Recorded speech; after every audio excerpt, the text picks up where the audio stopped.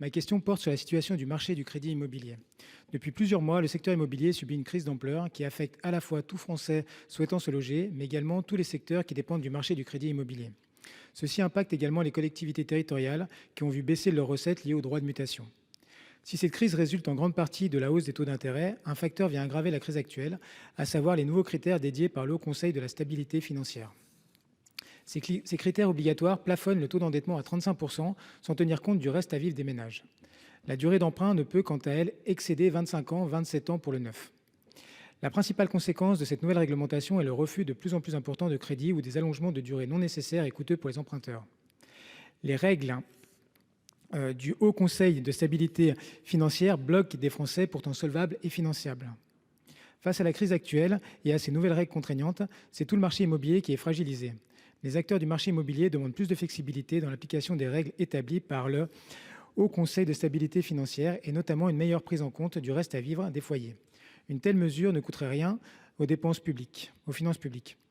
Aussi, Monsieur le Ministre, je vous demande s'il vous apparaît envisageable de modifier la réglementation en vigueur pour rendre plus flexibles les règles du Haut Conseil de stabilité financière et ainsi relancer le secteur de l'immobilier qui en a tant besoin. Merci. Monsieur le ministre. Merci Monsieur le Président, Mesdames et Messieurs les sénateurs. Monsieur le sénateur Pelva, le ralentissement de la production de crédit est suivi de très près, comme vous le savez, par le gouvernement. Ce ralentissement résulte, c'est pour ça que votre question est juste, principalement et en pratique quasi uniquement du resserrement de la politique monétaire. En effet, la baisse de la demande des ménages est causée par la hausse rapide des taux d'intérêt immobiliers et constitue la raison principale de la baisse de production de crédit. Récemment, les taux d'intérêt tendent toutefois vers une stabilisation qui pourrait ralentir la dégradation des conditions de financement. Néanmoins, vous mettez effectivement, non pas en cause, mais vous mettez en exergue les positions du Haut Conseil qui cible, notamment l'une des mesures qui cible l'offre de crédit en encadrant les conditions d'octroi, en se basant sur les bonnes pratiques que constituent en particulier la maîtrise du taux d'effort et des emprunteurs et le caractère raisonnable de la maturité. Cette décision a été prise par le Haut Conseil de stabilité financière, institution collégiale qui ne dépend pas du gouvernement, je le rappelle quand même, et comprend également la Banque de France, l'autorité de contrôle prudentiel ou encore l'autorité des marchés financiers. Dans ce contexte, le Haut Conseil a déjà adapté sa norme au nouveau contexte financier avec comme objectif de ne pas freiner l'offre de crédit, c'est ça votre objectif aussi, nous le partageons, tout en respectant les grands principes. Premièrement, la marge de flexibilité de la mesure a été élargie s'agissant de la partie libre d'utilisation, par exemple pour soutenir l'investissement locatif. Deuxièmement, le respect de la marge de flexibilité sera désormais apprécié par l'autorité de contrôle prudentiel sur 3 trimestres glissants, ce qui permet aux banques un ajustement plus souple, notamment pour tenir compte des pics de saisonnalité. Troisièmement, les prêts relais sont désormais exclus du calcul du taux d'effort sous condition de quotité de financement de 80% au maximum afin de fluidifier le marché.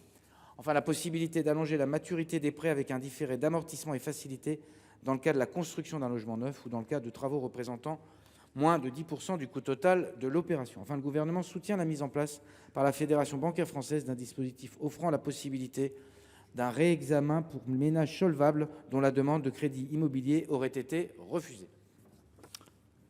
Ça va? Merci Monsieur le Ministre pour tous ces éléments. Alors bien évidemment, j'ai bien compris que ça ne faisait pas partie du gouvernement, mais le gouvernement peut quand même influencer aussi les décisions du Haut Conseil. On attend ça et c'est vrai qu'il ne se passe pas un jour sur le terrain où nous ne sommes pas sollicités par les entreprises du bâtiment ou également par des emprunteurs potentiels qui restent bloqués. Et c'est vrai que pour des départements notamment comme la Haute-Savoie qui a l'habitude d'avoir des hauts taux de mutation, l'impact pour les collectivités est quand même relativement important sur les budgets. Donc voilà, merci.